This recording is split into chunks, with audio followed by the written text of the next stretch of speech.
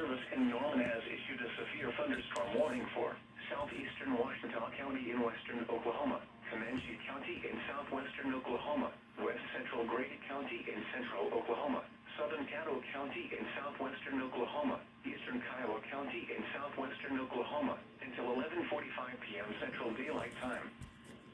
How? Central Daylight Time, severe thunderstorms were located along a line extending from near Roosevelt to near Cache, moving northeast at 35 miles an hour. Expected hazards include 60 miles an hour wind gusts and quarter-size hail. This is a radar-indicated threat. The following impacts are expected. Hail damage to vehicles is expected.